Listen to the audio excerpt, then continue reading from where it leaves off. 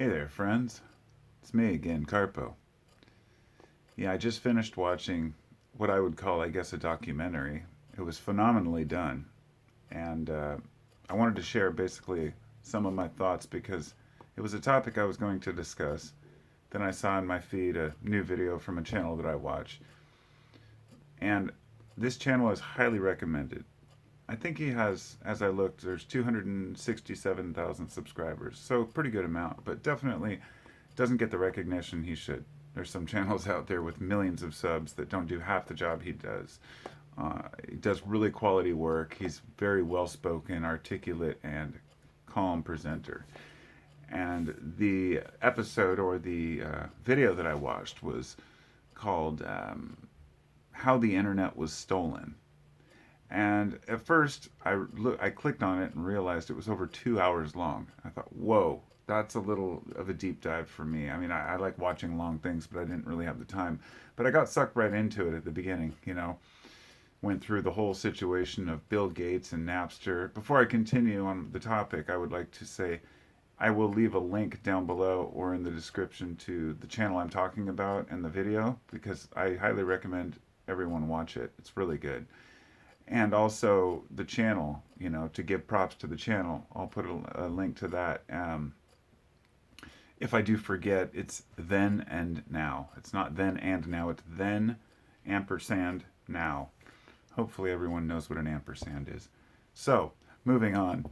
How the internet was stolen started off with the early 60s, and the early days of basically these the different programs and how DARPA was using the internet. The idea was to communicate information, of course, but he really touched a lot on how these were publicly funded projects, that a lot of our tax dollars that our parents paid and their parents paid went to fund some of these projects, which used American tax dollars to fund research into different programs and facilities for the internet. A great example would be GPS that you use in your car every day. I could make a whole video on that topic alone, but GPS was originally designed for the military, and the people wanted their own version of it, but the military gave people kind of a crappy version. Back in the 90s, anybody who remembers the early GPSs, they were inaccurate. They could be off by like 30 meters. They'd fluctuate. So they were very difficult to use. One time the military slipped up and accidentally sent out the code to where all the devices could actually use the regular GPS signal. And for a short period of time, everybody had accurate GPS, and then Americans realized what they were missing, and so they threw a fit and ended up. Eventually, they had to give in, and now we get that. But your GPS, even if you have to pay for, say, a subscription, generally GPS itself is free, and that's because we paid for it through our tax dollars, just like a lot of things are. So, to the internet, it was consolidated through guys like Bill Gates, who is a ruthless businessman.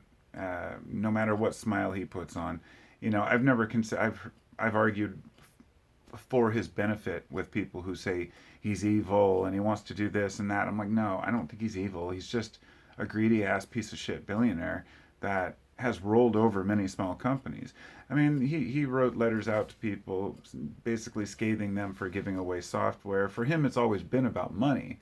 And he's sent letters threatening to buy out other competitors. If they don't sell to him, then he's just going to create his own. I mean, there was a lot of drama back in the 90s during times with like AOL. I mean, anybody who grew up, in the 90s or was alive in the 90s, late 90s and early 2000s remembers America Online sending out basically CDs with everything. You might get one with a slab of bacon. I mean, these things were on your doorstep every day, inside every phone book. Yeah, we had phone books everywhere. And back then, there was a lot of competition, but this competition would quickly be sorted out and a few companies would dominate. But I very much strongly remember back in, I think, 99 when I discovered Napster when it came out, and I said, this is amazing. Holy crap. We started sharing all our files. We were able to, share everything, but it might take all night to download a couple songs on your like 56K modem, right? Dial up, but you got the music. And the thing is, it was, of course, the whole story of Lars Ulrich and other musicians complaining because they weren't getting paid, jumping the gun, not realizing that they were going to have to roll with the times because you're going to have to deal with what happens. The internet's going to share music regardless. Even after they got rid of that and LimeWire and everything else, we still had torrent files, and I can't even think of how many music collections that I got, a decade ago from using a torrent browser and just downloading the entire discography, every single song, right, from the musician. But the thing is, all of the ones I downloaded, these are pretty much albums I've already bought over the years, and that's the thing that was overlooked. So, at any rate, there was it's kind of the wild west of the internet at that time, and people were figuring out what worked. There was a time when if you searched something up on Google, you might end up getting the very best, relating, the best topic relating to what you want to, see. Like there was a brief window where if you Googled something, you would come up with the top website. Nowadays, it's not like that because the algorithms have completely swapped out in the last 10 years. Now, they're showing you whatever is most ad relevant. Most of these companies, when they started out, wanted nothing to do with advertising. They did not want ad revenue affecting their business, and the internet was ad free, relatively.